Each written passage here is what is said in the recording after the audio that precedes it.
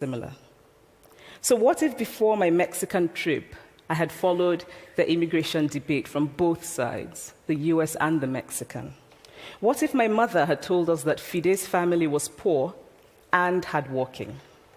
What if we had an African television network that broadcast diverse African stories all over the world, what the Nigerian writer Chinua Achebe calls a balance of stories? What if my roommate knew about my Nigerian publisher, Mukhtar Bakare, a remarkable man who left his job in a bank to follow his dream and start a publishing house? Now, the conventional wisdom was that Nigerians don't read literature. He disagreed. He felt that people who could read would read if you made literature affordable and available to them. Shortly after he published my first novel, I went to a TV station in Lagos to do an interview. And a woman who worked there as a messenger came up to me and said, "I really liked your novel. I didn't like the ending. Now you must write a sequel, and this is what will happen." And she went on to tell me what to write in the sequel. Now, I was not only charmed, I was very moved. Here was a woman, part of the ordinary masses of Nigerians who were not supposed to be readers.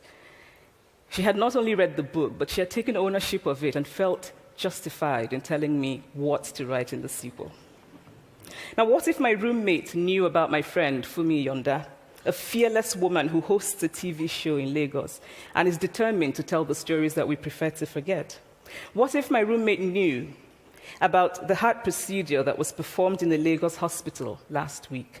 What if my roommate knew about contemporary Nigerian music, talented people singing in English and Pidgin and Igbo and Yoruba and Ijo, mixing influences from Jay-Z to Fela to Bob Marley to their grandfathers?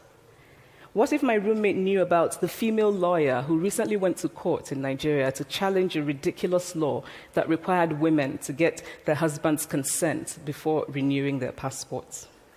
What if my roommate knew about Nollywood, full of innovative people making films despite great technical odds? Films so popular that they really are the best example of Nigerians consuming what they produce. What if my roommate knew about my wonderfully ambitious hair braider who has just started her own business selling hair extensions? Or about the millions of other Nigerians who start businesses and sometimes fail, but continue to nurse ambition? Every time I am home, I am confronted with the usual sources of irritation for most Nigerians: our failed infrastructure, our failed government, but also by the incredible resilience of people who thrive despite the government rather than because of it. I teach writing workshops in Lagos every summer, and it is amazing to me how many people apply, how many people are eager to write, to tell stories. My Nigerian publisher and I have just started a nonprofit called Farafina Trust, and we have big dreams of building libraries and refurbishing libraries that already exist and providing books for state schools that don't have anything in their libraries, and also of organizing lots and lots of workshops on reading and writing for all the people who are eager to tell our many stories. Stories matter. Many stories matter. Stories have been used to dispossess and to malign, but stories can also be used to empower and to humanize. Stories can break the dignity of a people, but stories can also repair that broken dignity. The American writer Alice Walker wrote this about her southern relatives who had moved to the north, and she introduced them to a book about the southern life that they had left behind.